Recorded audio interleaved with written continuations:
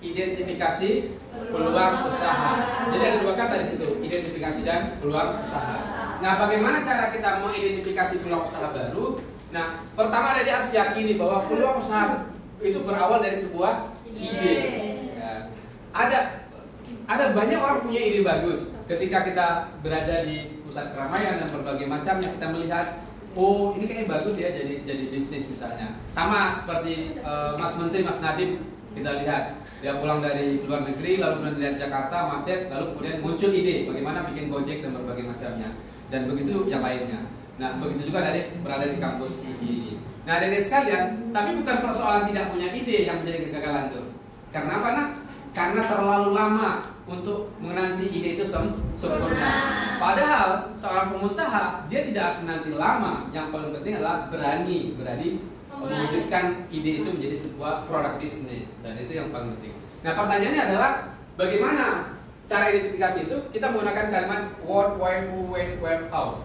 Yang pertama what. What itu adalah bisnis apa yang akan dilaksanakan. Itu disesuaikan dengan minat dan hobi. Jadi amati, kalau ada di hobinya kuliner, maka bisnislah kuliner halal. Kalau ada di hobinya fashion, maka bisnislah fashion halal dan berbagai macamnya. Yang kedua, why, mengapa bisnis ini akan dilaksanakan.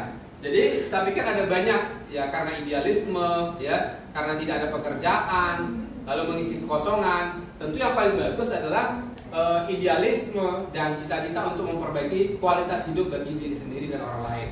Saya pikir itu yang paling bagus. Lalu kemudian who, siapa saja yang harus menjalankan bisnis ini, sistemnya bagaimana, siapa yang terlibat, keluarga dan berbagai macamnya. Lalu kemudian when, kapan bisnis ini akan dilaksanakan. Karena kalau tidak punya target, maka dia tidak akan bergerak. Padahal seorang pengusaha itu harus bergerak dan bergerak.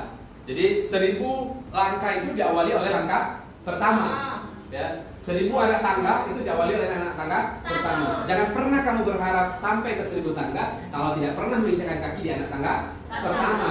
Jadi oleh karena itu kuncinya adalah melangkah.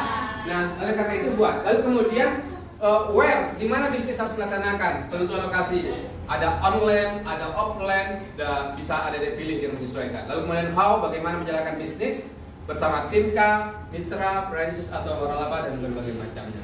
Nah, saya pikir itu ya dari sekalian. Jadi atau kita bisa simpulkan secara sederhana, apa bisnis kita, apa targetnya, lalu apa strateginya. Dan nanti akan saya baca beberapa catatan, ada tugas untuk adik-adik sekalian buat 3 tadi.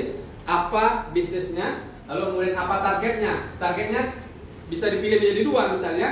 Target kita adalah konsumen baru misalnya, atau kemudian kita menjadi kompetitor. Kompetitor itu menjadi pesaing daripada bisnis-bisnis yang sudah ada.